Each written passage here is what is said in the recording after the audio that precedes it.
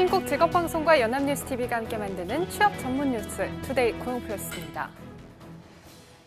포항 지진 피해를 지원하기 위한 손길이 잇따르고 있습니다. 기업들도 성금과 물품, 자원봉사를 통해서 지원에 나서고 있는데요. 하지만 일부 기업들은 지진을 마케팅에 활용하면서 빈축을 사기도 했습니다. 김동욱 기자입니다. 지진으로 어려움을 겪고 있는 포항 시민들을 돕기 위해 전국에서 자원봉사자들이 몰려든 가운데 기업들도 지원에 나섰습니다. 포스코는 15억 원, KT엔진은 5억 원, 농협중앙회는 3억 원을 성금으로 내놓는 등 기업들의 손길이 이어졌습니다. 유통식품업계는 구호 물품 지원에 주력하고 있습니다.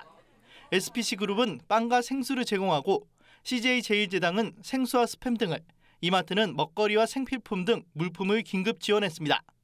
완성차 업계는 피해 차량에 대한 수리비와 점검 등의 특별 지원 서비스를 제공합니다. 현대기아차와 한국GM은 지진 피해 차량 수리비를 최대 50% 할인해주며 쌍용차와 르노 삼성자동차도 수리비 30% 할인을 제공합니다. 금융회사들은 특별 금융지원에 나섰습니다. 시중은행들은 2천만 원에서 3천만 원의 긴급 생활안정자금을 지원하거나 우대금리를 제공하며 보험사들은 무료 견인 서비스 또는 보험료 유예 등을 제공합니다. 하지만 일부 업체들은 국가적 재난을 마케팅에 활용하면서 빈축을 사기도 했습니다.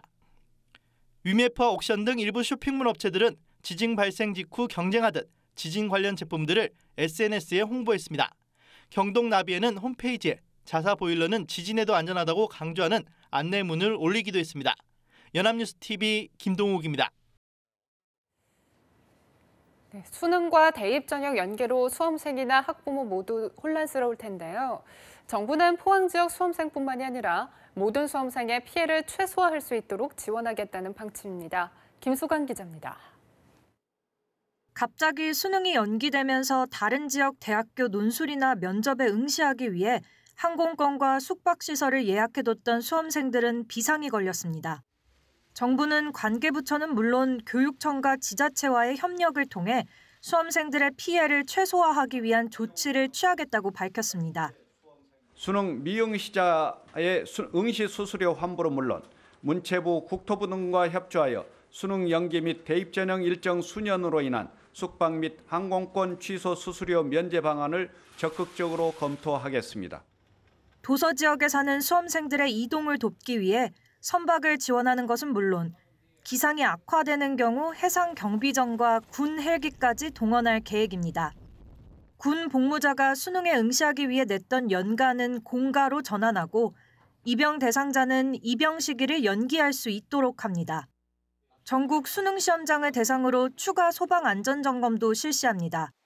시험 당일에는 전국 모든 시험장에 소방공무원 2명을 배치하고 포항 지역에는 구조대원도 2명을 추가 배치할 예정입니다. 기존 수능날에 취해지던 조치들도 그대로 이뤄집니다.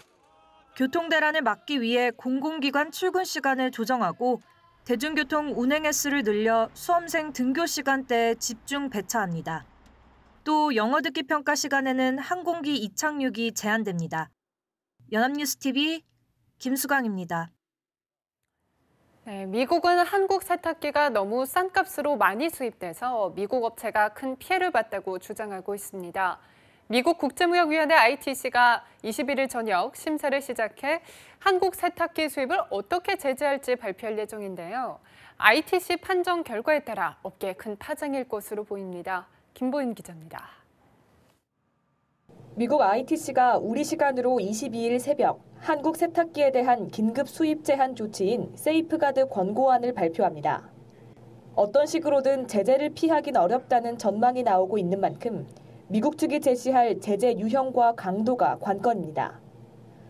세이프가드를 요청한 미국 가전업체 월풀은 한국 세탁기 본체와 부품에 관세 50%를 부과해달라고 주장했습니다. 한국 세탁기가 싼 값으로 들어오는 걸 막아야 한다는 겁니다. 이에 삼성과 LG는 전체 물량이 아니라 기준을 초과하는 물량에 대해서만 50% 관세를 매겨도 충분하다며 맞받아쳤습니다. 삼성과 LG가 미국에 짓고 있는 현지 공장도 제재 수위 결정의 중요한 요인입니다.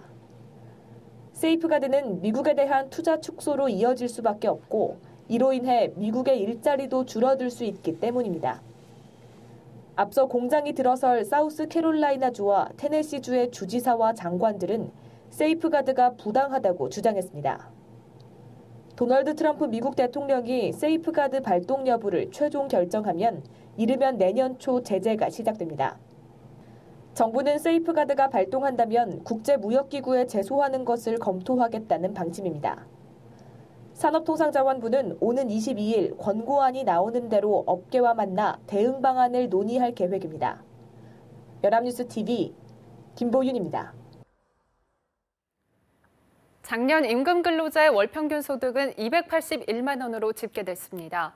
통계청은 이 같은 내용의 2016년 기준 일자리 행정 통계 결과를 발표했습니다. 대기업 근로자가 월 평균 474만 원을 벌어 월 224만 원을 번 중소기업 근로자보다 2배 이상 소득이 높았고 성별로는 남성이 월 327만 원, 여성은 월 209만 원으로 성별 격차도 상당했습니다. 한편 작년 전체 일자리는 중소기업에서 32만 개 늘어난 반면 대기업에서 9만 개가 줄어 전체적으로는 22만 개 증가했습니다. 지난달 청년층 취업자 비중이 역대 가장 낮은 수준으로 떨어진 반면 60세 이상 취업자 비중은 역대 최고치를 기록했습니다. 통계청에 따르면 청년층 취업자 감소세가 이어지면서 지난달 기준 전체 취업자 가운데 청년층 취업자 비중은 14.6%로 역대 최저 수준이 됐습니다. 반면에 60세 이상 취업자 비중은 지난 7월 16%였지만 이후 석 달 연속 상승하면서 16.4%까지 올랐습니다. 이 같은 현상이 나타나는 이유로는 저출산으로 취업 시장에 새로 뛰어드는 청년층 인구는 줄고 인구 고령화에 따라 노인은 늘고 있기 때문이라는 게 통계청의 설명입니다. 도로에서 발생하는 각종 돌발 사고에 능동적으로 반응하는 자율협력주행이 오늘 2020년쯤에 첫 선을 보일 것으로 보입니다. 도로에서 발생하는 각종 정보를 자율주행 차량이 실시간으로 운행에 반영한다는 건데 이 기술이 적용되면 교통사고나 교통정체는 크게 줄어들 것으로 보입니다. 배삼진 기자입니다. 도로를 달리던 차량이 속도를 줄이더니 차로를 바꿉니다. 공사 구간을 감지한 건데 운전자는 핸들을 놓고 오히려 태어납니다. 진입로가 가까이 오자 차량이 스스로 속도를 줄이기도 합니다. 차량이 들어오고 있다는 정보를 받아 주행하는 겁니다. 국토교통부와 도로공사가 자율주행 시스템을 갖춘 실제 도로에서 자율협력주행 시범에 나섰습니다. 도로에서 발생할 수 있는 다양한 상황들에 대해서 차량과 차량 간에 아니면 도로에서 차량한테 정보를 제공함으로써 원활한 자율주행을 할 수 있도록 지원하는 시스템이 되겠습니다. 기존 자율주행차는 차량 센서만으로 주변 상황을 인식해 주행 중 발생하는 돌발 상황 대처에 한계가 있었습니다. 하지만 다른 차량과 먼 거리나 사각지대에서 발생하는 교통 상황 정보를 1km마다 세워진 중계기를 통해 실시간으로 제공받으면서 장애물과 빙판길, 후미 등이 꺼진 차량이 급정차하는 등 다양한 돌발 상황에서도 자율주행이 가능한 단계까지 가능해졌습니다. 앞으로도 우리 자율자동차 분야에 있어서 더 많은 기술적인 문제들, 또 제도적인 문제들이 해결이 되어서 우리나라가 자율자동차 부분에 있어서 세계적인 선도국가가 되도록. 정부와 관계기관은 자율주행 연구가 끝나는 2020년에는 시스템이 갖춰진 일반 도로에서 자율협력주행이 가능하도록 할 계획입니다. 연합뉴스TV 배삼진입니다. 네, 부부가 자녀를 평균 2.1명 아래로 낳으면 인구가 줄어듭니다. 그런데 최근에 결혼한 부부들을 조사해보니 계획한 자녀 수가 여기에 미달하는 것은 물론이고 아예 안 낳겠다는 부부까지 늘고 있습니다. 육아휴가의 아동수당까지 대책을 써보지만 백약이 무효인 상황입니다. 정인용 기자입니다. 통계청 조사에 따르면 2010년에서 2015년 사이에 결혼한 부부가 키우고 있는 자녀와 계획한 자녀를 더한 수는 2.07명에 불과합니다. 하지만 현 수준의 인구 유지를 위해 필요한 최소 출산은 2.1명. 우리나라 인구가 갈수록 줄어들 수밖에 없다는 이야기입니다. 이것도 결혼한 지 얼마 안 된 부부들을 대상으로 한 조사라 더 줄어들 가능성이 높은 것으로 통계청은 진단합니다.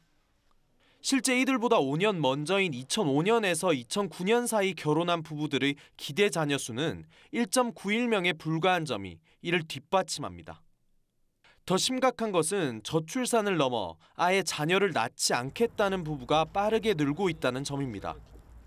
특히 2010년에서 2015년 사이에 결혼한 사람 중 앞으로 자녀를 낳을 계획이 아예 없는 부부의 비중은 8.2%로 역대 최고였습니다. 2000년에서 2004년 사이에 결혼한 부부 중엔 5%였던 것이 2005년에서 2009년에 결혼한 부부의 경우 5.9%로 높아지더니 갈수록 커지고 있는 겁니다. 취업난에 터무니없는 집값, 이로 인해 늦어지는 결혼 같은 요소들이 출산 기피로 기결됐다는 분석이 나옵니다.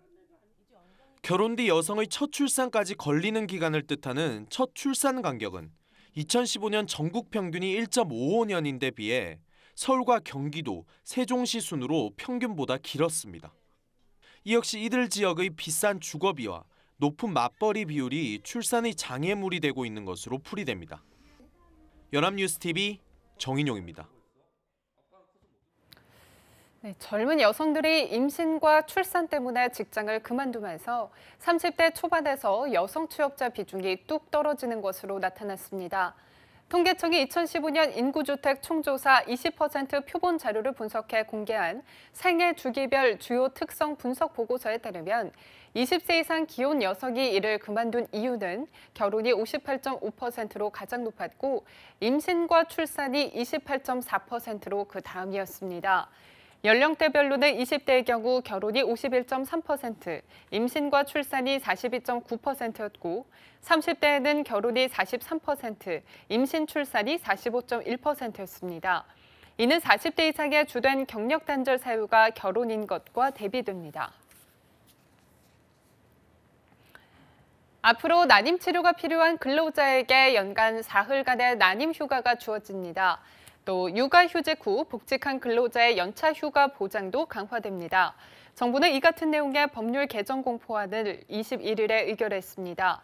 이에 따라 하루는 유급이고 나머지 이틀은 무급인 연간 3일의 난임 치료가 신설되고 육아휴직 기간도 출근한 것으로 간주돼 연차 휴가 일수를 산정할 수 있게 됩니다. 삼성전자가 올해 세계 반도체 시장에서 부동의 1위인 인텔을 제치고 매출액 1위에 올라설 것으로 전망됐습니다.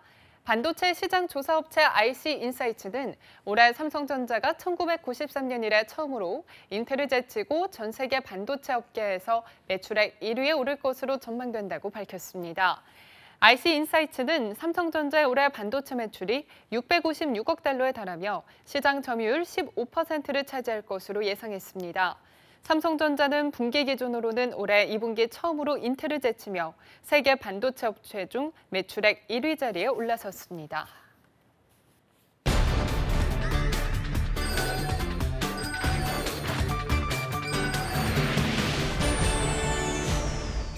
네, 사회적으로 핫한 이슈를 키워드로 알아보는 핫키워드 시간입니다. 오늘도 구보나 캐스터와 함께합니다. 안녕하세요. 안녕하세요. 핫키워드 시간입니다.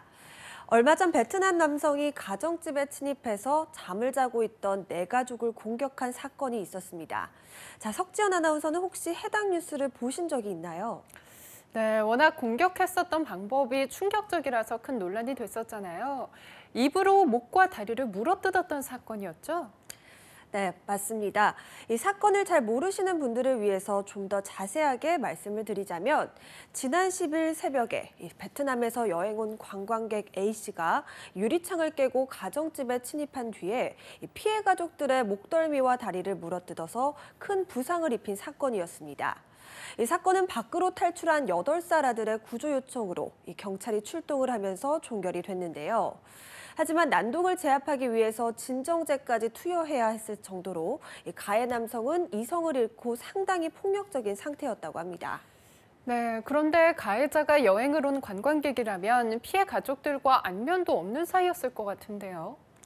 네, 그렇습니다. 이 피해 가족과 가해자는 사건이 일어나기 전까지 전혀 모르는 사이였기 때문에 이 사건 초에는 범행 동기가 미궁으로 빠졌었다고 하는데요.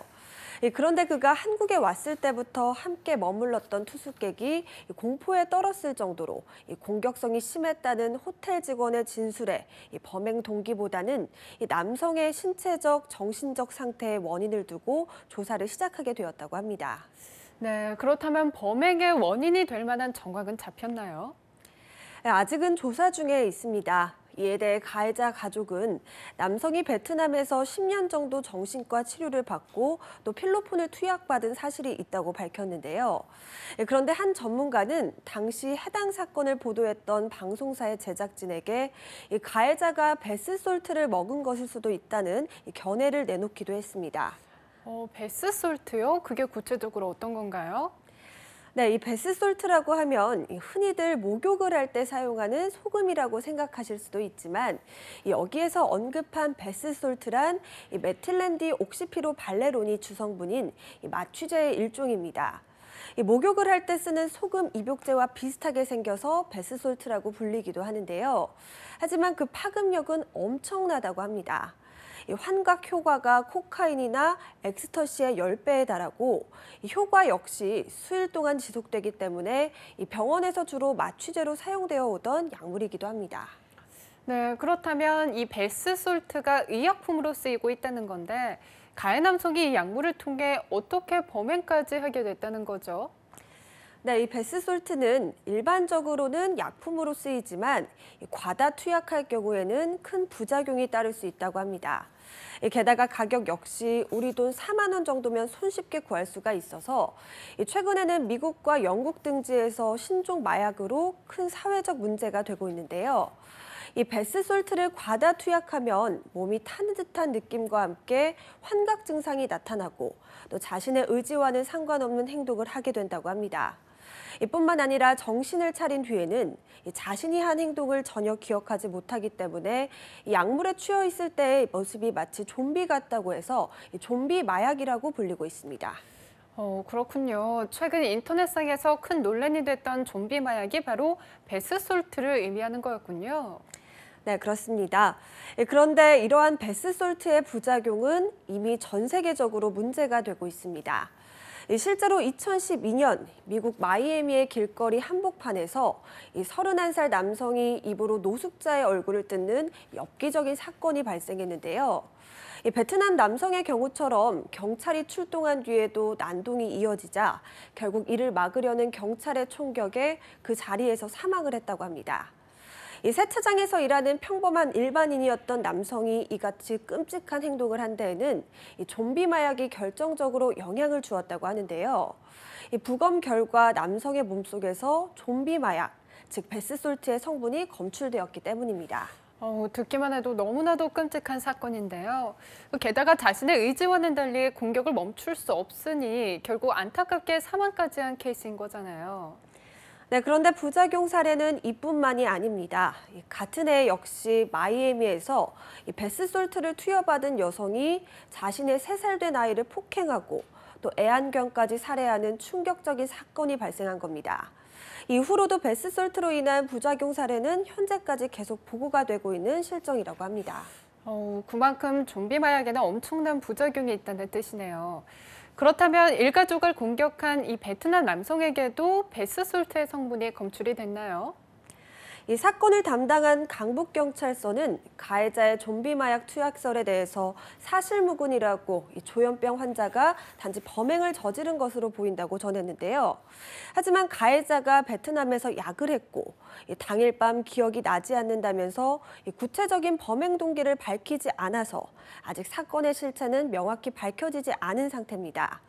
그런데 이 사건을 계기로 우리나라에서 일어나고 있는 마약 범죄가 다시금 주목을 받게 되었는데요. 이미 2011년부터 베스솔트가 국내에 밀매되고 있다는 사실이 드러났기 때문입니다. 더 이상 대한민국이 마약 청정지역이 아니라는 뜻이네요.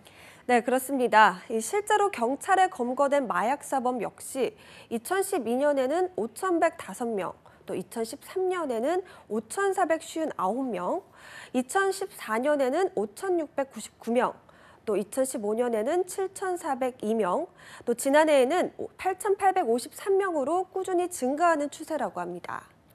네, 그러고 보니까 얼마 전에도 한 유명 정치인의 아들이 마약 투약으로 구속 기소된 사건이 있었잖아요. 네, 그런데 그만큼 마약 관련 문제가 광범위하게 퍼지고 있다는 건데요.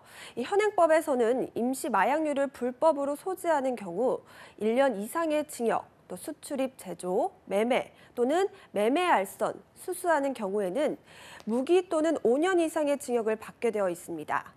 하지만 과거와 달리 인터넷을 통해서 마약 거래가 암암리에 이루어지고 있고 또 신종 마약도 점점 많아지면서 단속 역시 쉽지 않아서 앞으로 제2, 또 제3의 좀비 마약 사건이 일어날 수 있는 가능성도 커졌다는 것이 가장 큰 문제로 지적이 되고 있습니다. 네, 그렇군요. 이 마약은 자신에게도 신체적 또 정신적으로 위해를 가할 뿐만이 아니라 타인에게도 치명적인 피해를 입히기 때문에 그에 따른 법과 또 처벌 역시 더욱 강력하게 이루어져야 할 것 같습니다. 이와 더불어 이번에 일가족이 공격을 당한 사건 역시 더 이상 비슷한 양상의 피해자가 나오지 않도록 철저한 진상규명이 이루어지기를 희망하겠습니다. 지금까지 핫키워드 구본아 캐스터와 함께했습니다. 고맙습니다. 고맙습니다. 투데이 고용플러스 오늘 준비한 소식은 여기까지입니다. 함께해 주신 여러분 고맙습니다.